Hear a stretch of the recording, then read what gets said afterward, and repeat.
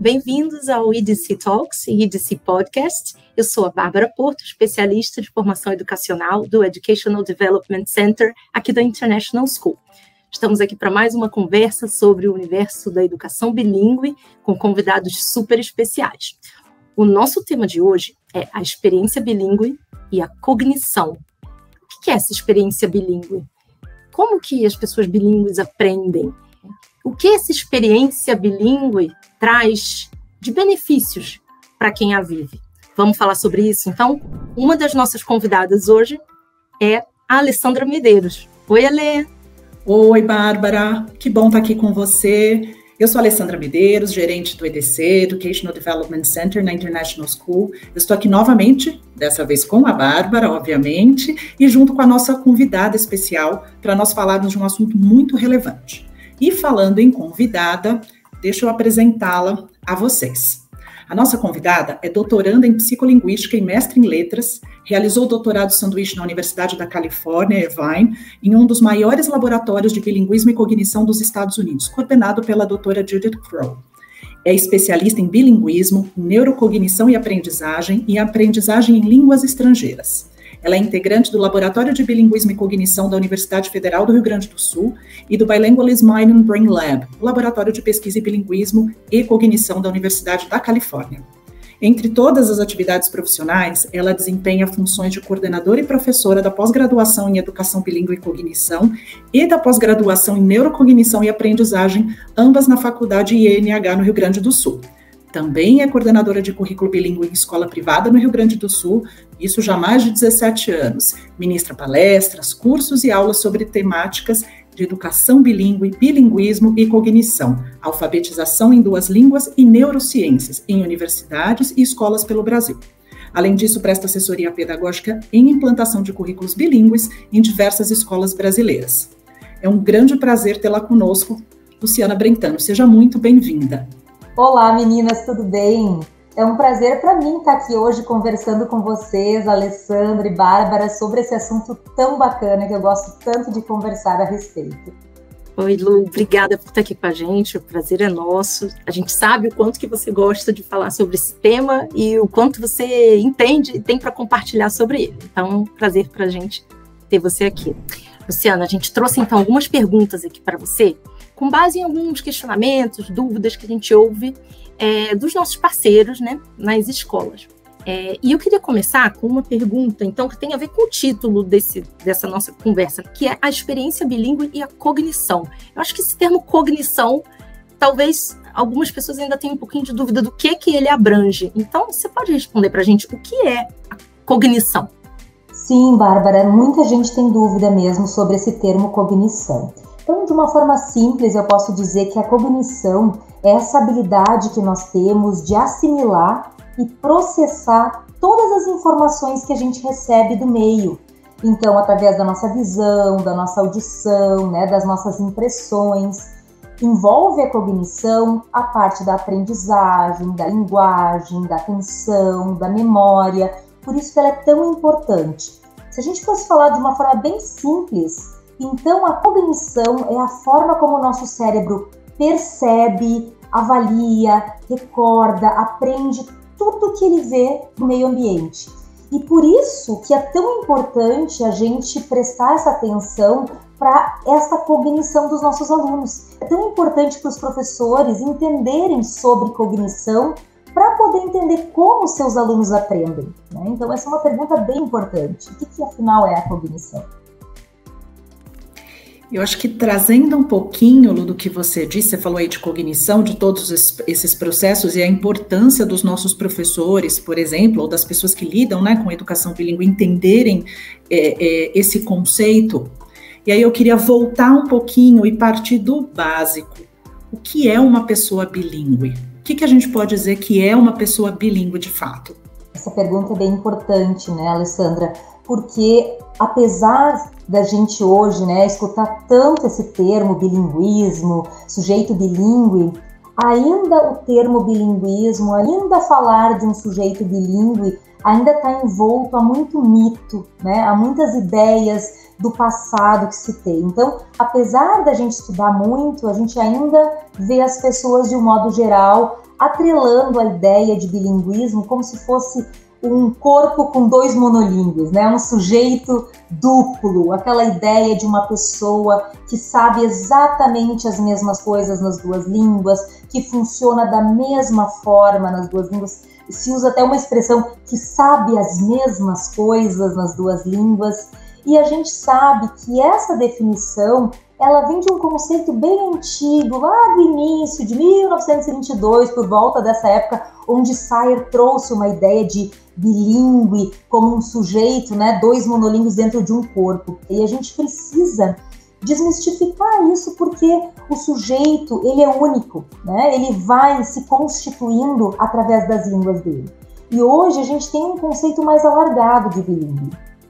O Grosjean trouxe uma ideia para a gente pensar de que, de fato, o bilinguismo ele está presente em todas as sociedades, em todas as idades, classes sociais. E essa ideia equivocada que a gente tem de que as pessoas bilíngues falam tudo igual, não é verdade. Raramente as pessoas são igualmente fluentes nas duas línguas. Então, hoje, a gente fala muito mais de um bilinguismo dinâmico, onde o bilíngue se torna bilíngue e usa suas línguas por diferentes motivos. Então a gente fala, e é muito mais importante falar hoje sobre a experiência bilíngue e os impactos dessa experiência, e não tanto em ser ou não bilíngue. Legal, Lu. Inclusive, era uma coisa que eu já queria mesmo perguntar. Então, por que a gente fala, então, numa experiência bilíngue, né? E não nessa coisa do ser ou não ser bilíngue? A gente fala isso, Bárbara, porque o bilinguismo ele não pode ser encarado como uma variável categórica, onde a gente diz, você é bilíngue, você não é bilíngue, você é bilíngue, você não é bilíngue. Hoje a gente diz que o bilinguismo é um contínuo. As pessoas vão se tornando bilíngue.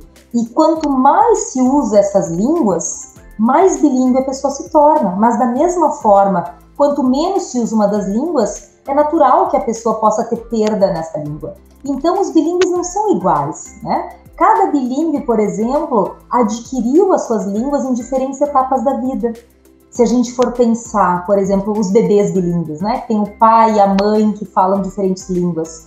Essa criança vai ter um input de língua bem diferente de alguém que, por exemplo, aprendeu uma segunda língua na escola, ou até mesmo alguém que aprendeu na adolescência para viajar, por alguma experiência de intercâmbio, ou até mesmo um adulto que porventura foi morar num outro país e precisou aprender essa língua.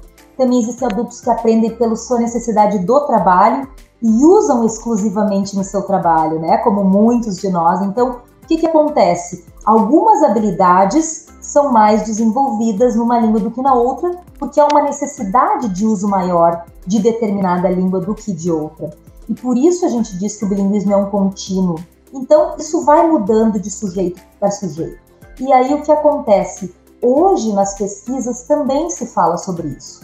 A gente testa, nas pesquisas, a experiência bilíngue.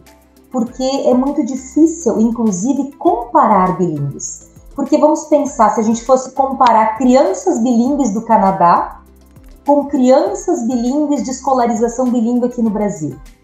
A gente vai encontrar resultados diferentes, porque as experiências com as línguas das crianças do Canadá provavelmente são diferentes das experiências das crianças bilíngues aqui do Brasil, que vão na escola e aprendem uma segunda língua na escola. Então, hoje os estudos, principalmente em cognição, mostram que a gente testa determinado grupo para verificar que tipo, né, de experiência está impactando na cognição, na linguagem desses sujeitos, e não tanto comparando bilíngues com outros, porque isso é muito difícil, né? Tem outras variáveis que podem impactar na cognição do sujeito. O bilinguismo é uma dessas variáveis, não é mesmo? Achei muito interessante você ter trazido isso, Luciana, a questão de nós não sermos iguais. Somos bilíngues, mas cada um com suas características, né? Considerar isso é muito importante. E essa experiência, como você falou, ela é essencial. Então, quando eu penso em experiência, quais seriam os benefícios de se ter uma experiência bilíngue? Isso é ótimo, porque são muitos os benefícios, né? Hoje a gente tem muitas pesquisas mostrando que tem, vamos dizer assim, benefícios linguísticos que a gente identifica claramente, mas também temos benefícios cognitivos. Então, se a gente fosse pensar, né, começar pensando pelos benefícios linguísticos, a gente pode dizer que poder ter o conhecimento, né, e desenvolver conhecimento acadêmico a partir de 2 línguas, como é o caso das crianças na escola, é um grande benefício. Eles têm mais oportunidades de desenvolver a matemática, de desenvolver a alfabetização, porque eles estão tendo mobilização de conhecimento acadêmico na escola em ambas as línguas, né? E hoje já é comprovado que uma língua facilita a outra. A gente poderia citar também o próprio desenvolvimento de consciência fonológica. Hoje sabe que, por exemplo, o desenvolvimento de consciência fonológica numa língua vai auxiliar nas outras. E as crianças bilíngues têm se alfabetizado de uma forma bem mais tranquila. Por quê? Porque eles estão tendo mais oportunidades de pensar sobre a língua, de pensar sobre os sons da língua, de identificar essas variáveis entre uma língua e outra, o que é parecido, o que é diferente, essa análise contrastiva que é tão importante.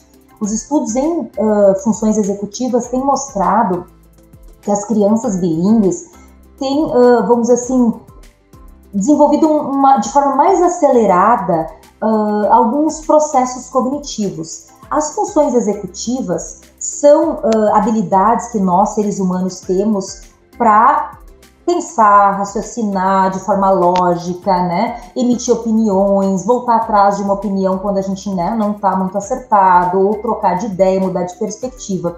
E as funções executivas, elas se desenvolvem aqui no córtex pré-frontal, que é uma área do nosso cérebro que demora um pouquinho mais para se desenvolver. Então, o que acontece? Os estudos têm mostrado, inclusive, que as crianças bilíngues, por essa possibilidade de lidar com 2 sistemas linguísticos ativos, porque se descobriu já que as línguas dos bilíngues estão sempre ativas, a gente não consegue desligar uma língua enquanto está usando a outra. Então, quanto mais bilíngue, mais ativas as línguas estão. E, portanto, isso é quase que um exercício mental. E esse exercício cognitivo acaba fazendo com que as funções executivas sejam, né, de certa forma, acentuadas, desenvolvidas. E por que as funções executivas são importantes, né, meninos? Porque, na verdade, essas habilidades são importantes para o aprendizado na escola.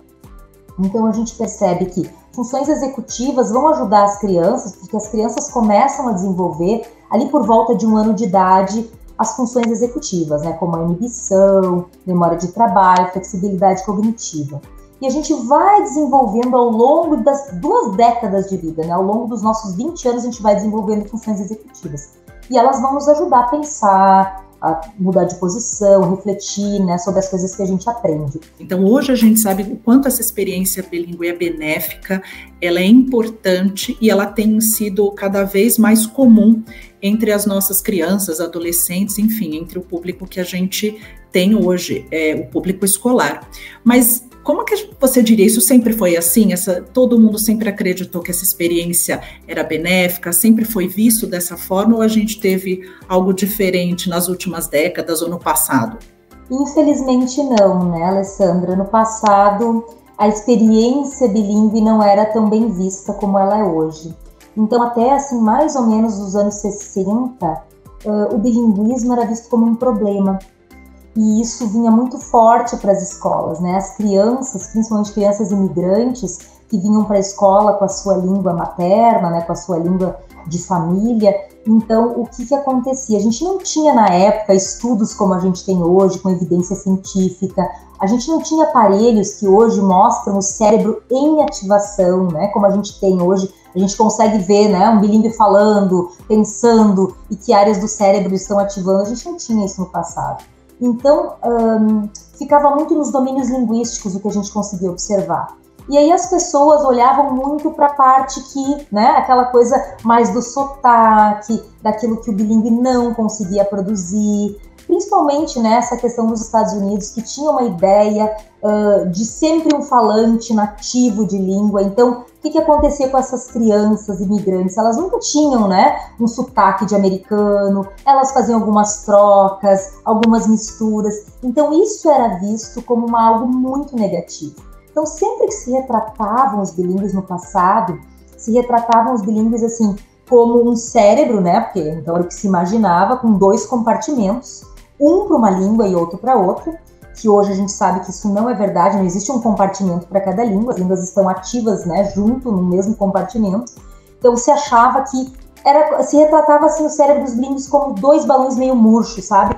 Como eles aprendiam uma língua era em detrimento da outra, como se uma língua sempre prejudicasse a outra, né? Então quanto mais se aprendia uma segunda língua, ou, né, vinha com uma língua de casa, isso prejudicava o aprendizado de outra. Então a gente sabe que mistura hoje em dia, né, eu sempre falo isso para os meus alunos nas aulas, né? A gente sempre considerou essa ideia de mistura como uma coisa negativa, a gente tem que parar de olhar para essa palavra como uma palavra negativa, porque os bilíngues misturam as suas línguas porque eles podem, né? Eles têm dois repertórios que eles se utilizam desse repertório completo e, portanto, quando ele usa uma língua, é porque aquela língua estava mais ativa, veio mais rápido, ele lembrou antes. Então, os pais têm que entender que misturar as línguas não é um problema para o bilíngue, é uma coisa natural. O que a gente se preocupa? Se as crianças, né, ou algum bilíngue começar a falar coisas que não fazem sentido. Agora, se uma criança vai usar, por exemplo, ao invés de responder para a mãe o amarelo e ele disser yellow, tá tudo bem, ele está só respondendo na outra língua que faz sentido para ele, né? A gente tem que se preocupar se a criança não estiver conseguindo responder, porque daí é um conhecimento maior acadêmico que ela está tendo dificuldade. Mas a gente tem que entender que os bilíngues têm duas línguas a seu dispor, ou mais até, né, os que são plurilíngues, e, portanto, eles vão utilizar essas línguas para poder se comunicar, e é isso que a gente precisa entender, né? Então, assim, teve um estudo meio divisor de águas no passado, que é um estudo de Pugh and Lambert, por volta de 1962, que foi o primeiro estudo que trouxe benefícios para os bilíngues. E foi a partir desse estudo que começou a se olhar um pouquinho diferente para os bilíngues, que aí ele trouxe assim, bom, não tem tantos malefícios ser bilíngue, talvez tenha algum benefício aí. E aí os estudos começaram a vir. Mas foi por volta dos anos 90 que, então, deu esse boom de olhar para o bilinguismo como algo positivo, né? Como uma coisa que trouxesse benefícios para as crianças e não malefícios. Nossa, super interessante isso, porque a gente fala de uma época em que o ter uma segunda ou terceira língua, enfim, o ser bilíngue, ter essa experiência bilíngue poderia ser prejudicial ao desenvolvimento da criança. E aí vem pesquisas mostrando que não, que existem benefícios, né? Esses benefícios todos que a gente conversou aqui. Se por um lado houve críticas, hoje a gente percebe também uma busca, um grande interesse, essa visão do bilinguismo quase como assim, então se tem vantagens cognitivas, então vamos explorar isso assim, ao máximo, porque isso deve dar assim, superpoderes, né? Então vamos ter um desenvolvimento cognitivo e aí essas crianças vão ser mais inteligentes, vão ter mais memória, né? Ou a pessoa adulta não vai envelhecer, não vai, né? Não vai desenvolver algumas doenças. É isso mesmo, ser bilíngue é ter superpoderes? Essa pergunta é bem interessante, Bárbara, porque eu vejo a mídia vendendo isso mesmo, né? Essa ideia de bilíngue com superpoderes. E aí a gente tem que pensar o seguinte, são benefícios, mas não são superpoderes, né? Eu acho que a gente precisa tomar bastante cuidado com isso, porque a gente acaba tendendo a esses pêndulos, né? De um lado para o outro. Então, tudo era ruim, agora qualquer coisa, né? Então, assim, às vezes eu vejo algumas empresas, escolas na mídia vendendo, né? Amanhã, seu filho começa aqui, já tem benefícios cognitivos, né? E não é assim, a gente precisa entender que isso que eu falei sobre experiência, ela é muito importante. Então, a gente vai olhar para a experiência como uma forma de desenvolvendo esse cérebro, de desenvolvendo essas potencialidades, né? Então, precisa ter constância, precisa ter tempo, precisa ter uma quantidade de horas de trabalho ou de exposição à língua. Então, tudo isso é importante. Então, essas afirmações levianas, né, que a gente vê na mídia, do tipo, as crianças bilíngues são mais inteligentes que as outras, as pessoas idosas não vão ter Alzheimer, porque agora são bilíngues, então não tem mais Alzheimer, ou as crianças que estudam em currículo bilíngue são mais desenvolvidas que as outras, né? Então, a gente tem que tomar bastante cuidado, porque tanto que hoje eu tento evitar um termo que se usava muito, que é vantagens, né? Porque muito se usou bastante as crianças bilíngues, quais as vantagens de ser bilíngue. Então, eu costumo usar mais os benefícios, né? Porque, sim, tem muitos benefícios em ser bilíngue, mas tem outras, vamos dizer assim, experiências que também trazem benefícios, como, por exemplo, praticar esportes, artes marciais, jogar videogame, né? Então, o bilinguismo é uma experiência considerada importante na modificação do cérebro e no desenvolvimento de habilidades, mas ela precisa ser desenvolvida com coerência, né? Então, os pais precisam saber que tem que matricular essas crianças num currículo bilíngue qualificado, numa proposta que de fato está acontecendo diariamente, onde as crianças, né, estão tendo contato com a língua ou em casa ou na escola, mas que isso possa acontecer de forma intensa, né? Então a gente precisa tomar bastante cuidado com essa ideia de atrelar superpoderes. Não são superpoderes, são benefícios, são formas de desenvolver essa cognição, se desenvolver academicamente. Então sempre é bom, né, poder aprender outra língua. A gente já falou de vários benefícios antes, mas não é ter superpoderes, né? Então essa é uma pergunta que eu queria fazer. Faz diferença o tipo de experiência bilíngue que a pessoa vive? Essa pergunta também é bem interessante, Bárbara, porque se a gente pensar o que os estudos têm mostrado hoje, uma mínima experiência já é uma experiência, certo? Então eu vou trazer exemplos para vocês. Teve alguns estudos que testaram, por exemplo, ativação cognitiva, né? Que na área da cognição a gente testa ativação cerebral. Então o que acontece? Colocaram um grupo de pessoas, né, adultos, para fazer 14 horas intensivas de francês, por exemplo, né, e um grupo controle que não fez. Testaram, então, cognitivamente essas pessoas antes e depois. E o estudo mostrou que 14 horas depois de um intensivo de francês, já havia ativação diferenciada nesse cérebro, certo? Um outro estudo bem interessante também, que saiu há pouco tempo, mostrou que os monolíngues da Califórnia têm diferença na ativação cognitiva, por exemplo, dos monolíngues da Pensilvânia, tá? Foi um estudo desenvolvido até por uma aluna da Judith Crow, que era a minha orientadora lá nos Estados Unidos também. O que eles viram, né? Que como por exemplo, a Califórnia é um estado que circulam muitas línguas, até mesmo as pessoas monolíngues se beneficiam do fato de conviver com pessoas falantes de outras línguas. Por quê? Vamos pensar, quem trabalha numa loja, num supermercado, faz um esforço para tentar entender as pessoas que estão lá, né? Para tentar. Então, todo esse esforço de tentar entender, de circular línguas ao teu redor, já faz uma modificação no cérebro. Então, se a gente pensar assim, poder estar em contato com pessoas que falam outra língua já é um super benefício para o nosso cérebro, já há uma ativação diferenciada. Mas claro que para a gente poder colher mais benefícios, além dos linguísticos, né, sociais, os cognitivos, a gente poder ter desenvolvimento de funções executivas, de memória, né, ter esse desenvolvimento, quanto mais tempo, quanto mais exposição, melhor. Né? Inclusive, isso tem se falado, né? Teve muito tempo que se falou assim, sobre essa questão de aprender bem quando é criança. Claro que tem diferença aprender quando se é bem criança, porque, né, ativa diferentemente o cérebro, as crianças ainda estão com o cérebro bem maleável, bem plástico, então essa aquisição acontece de uma forma muito mais natural, né? Mas não quer dizer que se a gente aprender depois, não vá formar um cérebro bilíngue. Claro que as crianças conseguem, o que dizem alguns pesquisadores hoje, desenvolver uma assinatura neural diferenciada, né? Porque eles já vão constituindo um cérebrozinho que já vai crescendo bilíngue, né? É diferente quando a gente aprende mais tarde, que a gente, né, alguns adultos me dizem, eu faço tradução no cérebro. Sim, quando a gente já tem um sistema linguístico desenvolvido e vem o outro depois, é natural que a gente faça isso, né? E aí, quanto mais bilíngue vai se tornando, mais isso vai modificando. Mas a experiência de tempo e quantidade de exposição vai influenciar, sim, nessa experiência bilíngue e no quanto mais bilíngue a gente vai se tornando e principalmente no quanto mais ativação o nosso cérebro vai fazer. Pegando esse gancho, então, Luciana, você falou da ativação, da quantidade, o tempo de contato que eu tenho com aquela língua, a experiência bilíngue, como é que a gente muda tudo, fala tudo isso, fala sobre tudo isso, quais são essas implicações para o trabalho na escola? Vamos falar um pouquinho da escola com essa experiência bilíngue, então?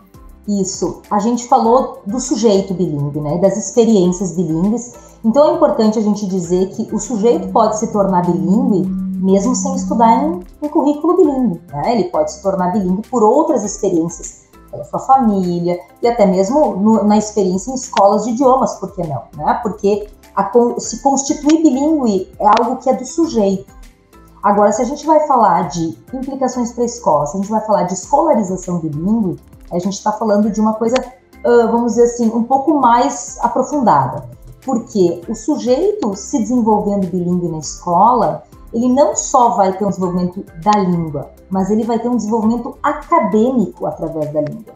Então ele vai aprender a pensar, refletir através dos conteúdos, dos conceitos que são trabalhados na escola, das possibilidades de pensar sobre esses conhecimentos acadêmicos através das línguas. Então isso, de certa forma, é uma mobilização cognitiva muito importante, que com certeza desenvolve o cérebro, porque a gente está fazendo as crianças mobilizarem conhecimentos, refletirem sobre as línguas, refletirem sobre conhecimentos, leitura, né, uma leitura mais aprofundada através de uma segunda língua.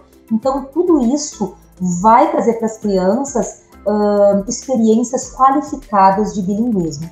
Mas é importante a gente entender, e as escolas, principalmente, quando querem oferecer uma proposta, seja ela um currículo bilíngue ou um programa bilíngue, que se pense com qualidade, que se pense, né, não na mídia, no que está sendo vendido, de oferecer uma coisa qualquer, né, para os seus alunos só porque agora é moda, ou porque agora, né, todas as escolas estão, então eu também preciso oferecer, mas que de fato entendam que é uma escolarização qualificada. Como diz a Ofélia Garcia, a educação bilíngue é uma educação mais qualificada, é uma educação que está de acordo com as competências exigidas para as crianças do século XXI.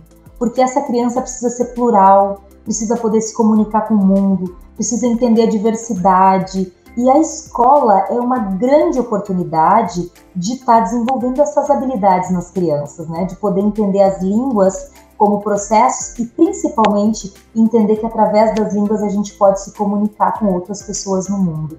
Bom, a gente já vai se encaminhando aqui para uma última pergunta.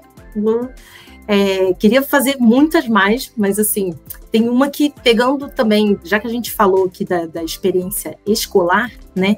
Acho que muita gente que pode estar nos ouvindo aqui não são profissionais da educação, mas são pais, são mães, são responsáveis, pessoas que têm crianças bilíngues, né? Ou estudando, né, em escolas com programas bilíngues, enfim. Então, que recomendação você daria para essa pessoa em casa que acompanha essa criança ou adolescente nesse processo aí nessa experiência bilíngue? Essa pergunta é ótima, Bárbara. Gosto muito de falar com pais, porque eu convivo com muitos pais de escolas bilíngues e eles fazem essa pergunta. Às vezes eles se sentem até um pouco entristecidos, do tipo, eu não sei falar inglês e agora como eu ajudo, né? Meu filho já tá falando super inglês, eu tô tão feliz, né? Eles se alegram. Então, eu sempre digo para os pais o seguinte, os pais, claro, se tiver a oportunidade de começar a aprender uma outra língua também, claro que é super bacana, mas isso não é o essencial. Para mim, o essencial é que os pais mostrem sempre uma atitude positiva em relação ao aprendizado de línguas. Porque se eles mostram para os filhos que aprender línguas é um valor para eles, as crianças aprendem isso também, né? Porque a gente sabe que aprende na convivência. Então, para eles, o estar aprendendo através das línguas vai se tornar um valor também. Então, não importa se os pais não falam outra língua, eles podem se colocar nessa posição de aprendizes. Filho, me explica isso, me conta como se diz. Eles ficam muito felizes quando ensinam os pais, né, ou as mães, ou os avós, alguma coisa. E a gente não deve cobrar, né? No início, quem é o pai e a mãe que não adora, né, fazer aquelas perguntas básicas? As crianças chegam em casa e os pais já dizem, o que tu aprendeu em inglês hoje, né? E aí as crianças ficam com aquela cara assim, porque na verdade quando eles são bem pequenos, eles não entendem que eles estão aprendendo. Aquilo é tão natural para eles que não existe um aprendizado formal que eles consigam mensurar, explicar. Então o mais importante para os pais é mostrar uma atitude bacana. Claro, se os pais têm condições de saber outra língua, poder criar um momento de uso da língua em casa. Então vamos criar um dia que a gente vai falar inglês, ou um momento da nossa família da rotina, ou até mesmo vamos assistir um filme, aquele filme que as crianças já escutaram, já assistiram assim umas 25 vezes, né? Quem tem filho sabe. Então vamos assistir hoje em inglês esse filme, né? Para todos nós aprendermos juntos. Então sempre que a gente pode oferecer outras oportunidades para as crianças, isso ajuda, porque a gente sabe que nós moramos num país que, apesar de diverso, de ter muitas línguas circulando, não é comum ter, né, essas línguas da escola, que são ensinadas na escola, circulando no dia a dia, por exemplo, no mercado, nas lojas. Então, se os pais querem ajudar, que tenham momentos, que comprem livros, né, que comprem filmes, que possam ajudar nesse input, que a gente diz, né, no insumo para as crianças. Quanto mais eles tiverem, mais ainda eles vão ter esse contato. E também, principalmente, poder acreditar no trabalho, né? Porque quando a gente coloca um filho numa escola, a gente tem que poder acreditar. Se a gente tem dúvidas sobre o que está sendo feito, a gente precisa ir na escola e fazer essas perguntas. Precisa ir lá, questionar a escola, mas não duvidar e não mostrar para as crianças que pode, porventura, não estar acreditando naquele trabalho, porque isso desestimula as crianças. Então, a gente precisa sempre mostrar uma atitude positiva. E confiar na escola, né? Porque se a gente escolheu essa escola para os nossos filhos, é porque a gente confia que o trabalho que está sendo desenvolvido através das línguas lá é um trabalho qualificado. Ah, é isso. Que legal, Lu. Muito bom te ouvir. Muito bom aprender com você sobre como as crianças e os adolescentes aprendem, como as pessoas aprendem, né? Sobre como as escolas podem oferecer a melhor experiência bilíngue possível, né? E como as pessoas em casa podem acompanhar esses bilíngues, né, Lê? Muito gostosa essa conversa, né?